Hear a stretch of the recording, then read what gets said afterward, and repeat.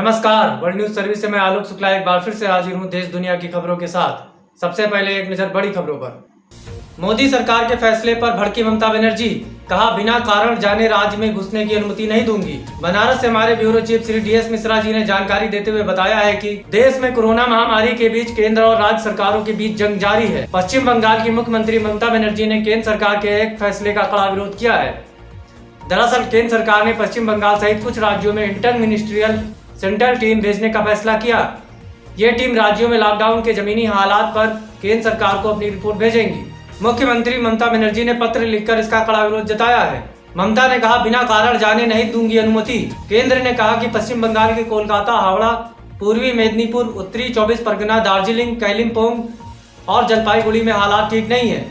इस पर ममता बनर्जी ने आपत्ति जताई। उन्होंने कहा कि मैं प्रधानमंत्री नरेंद्र मोदी और गृह मंत्री अमित शाह से राज्य के इन जिलों को चुने जाने का आधार पूछती हूँ। मुझे यह कहते हुए अफसोस हो रहा है कि बिना किसी स्पष्टीकरण के मैं इसकी अनुमति नहीं दे पाऊंगी, क्योंकि यह संघ की भावना के खिलाफ है। FDI पर लगाई पाबंदी तो बिलबिलाया चीन। भारत ने चीन और अन्य पड़ोसी देशों से सीधे प्रत्यक्ष विदेशी निवेश FDI पर पाबंदी लगाई तो चीन भड़क उठा। भारत के इस कदम को लेकर चीन ने कड़ी आपत्ति जताते हुए कहा कि विदेशी प्रत्यक्ष निवेश के लिए भारत के नए नियम WTO के गैर भेदभाव के सिद्धांतों का उल्लंघन करते हैं और मुक्त और निष्पक्ष व्यापार के खिलाफ। चीन ने आशा व्यक्त की कि भारत भेदभावपूर्ण प्रथाओं को संशोधित करेगा। सरकार के इस फैसले का राहुल गांधी ने स्वागत किया है।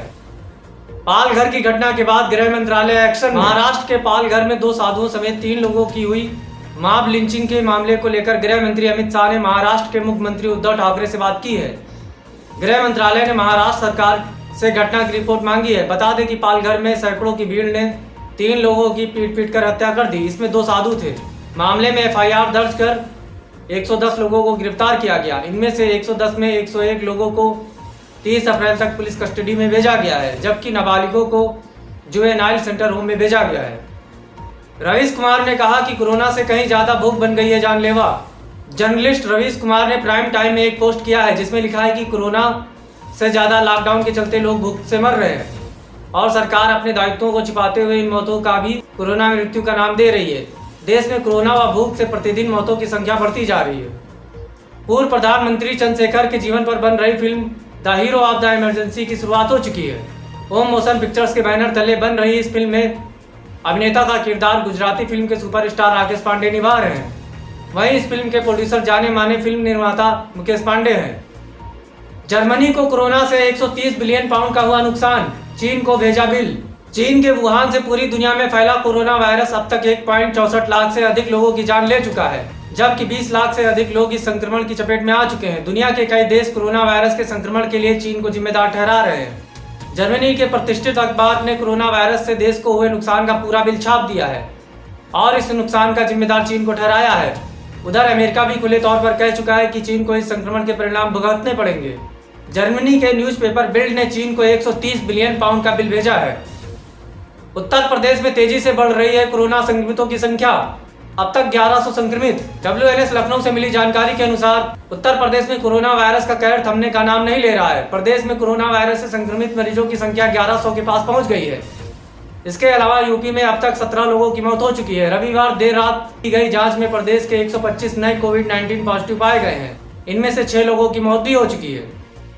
मिलावट मिलावट, आज के जमाने में चारों तरफ मिलावट, यहाँ तक कि खाने की हर एक चीज में मिलावट। सही स्वाद तो हम भूल ही चुके हैं। बात सिर्फ स्वाद की नहीं, स्वास्थ्य और शुद्धता की है। तब तो ऑप्शन सिर्फ एक ही है, प्योर एग्रो, क्योंकि गुणवत्ता ही उत्पादन की पहचान है। 100% सर्टिफाइड ऑर्गेनिक खाद्य पदार्थ एवं मसाले। अब केरल में डॉक्टरों पर भीड़ ने किया हमला। कोरोना संक्रमित साथी का कर रहे थे अंतिम संस्कार। WNS केरल से मिली जानकारी के अनुसार कोरोना वायरस के खिलाफ लड़ाई में अग्रिम पंक्ति में खड़े होने वाले स्वास्थ्य कर्मियों पर हमले की घटनाएं रुकने का नाम नहीं ले रही हैं। ताजा मामला केरल का है, जहां कोरोना संक्रमण की चपेट में आने के बाद अपनी जान गंवाने वाले न्यूरोसर्जन को जब कुछ लोग दफना रहे थे, जिसमें डॉक्टर भी शामिल थे, तभी भीड़ ने उन पर हमला कर दिया। संक्रमित डॉक्टर की निजी अस्पताल में रविवार को मौत हो गई, जिसके बाद गुस्साए डॉक्टरों ने हड़ताल करने की चुनौती प्रशासन के सामने खड़ी कर दी है। यूपी में कब खुलेंगी शराब की दुकानें? लॉकडाउन की वजह से यूपी में शराब के शौकीनों को अभी और इंतजार करना होगा। राज्य में शराब की दुकानें 3 मई के बाद केंद्र सरकार की लॉकडाउन के संबंध में दिशा निर्देश मिलने पर ही खोले जाएंगे। केंद्र की गाइडलाइन में जो निर्देश होंगे उन्हीं के मुताबिक निर्णय किया जाएगा। यूपी के सीएम योगी आदित्यनाथ के पिता आनंद सिंह बिष्ट का निधन। WNS लखनऊ से मिली जानकारी के अनुसार उत्तर प्रदेश के मुख्यमंत्री योगी आदित्यनाथ के पिता आनंद सिंह बिष्ट ने सोमवार को दिल्ली के एम्स में अपनी अंतिम सांस ली। उन्हें लीवर और किडनी की समस्या थी और बीते 13 अप्रैल से वह एम्स में भर्ती भी थे। यहाँ पर गैस्ट्रो विभाग के डॉक्टर विनीत आहूजा की टीम उनका इलाज कर रहे थे। वहीं जैसे ही सीएम योगी को दुखद समाचार मिला, उन्होंने टीम 11 के साथ चल रही मीटिंग को स्थगित कर दी और चुपचाप अपने कमरे में चले गए। आज के समाचारों में बस इतना ही। हम कल फिर हाजिर होंगे कुछ नई खबरों के साथ। तब तक के लिए नमस्कार।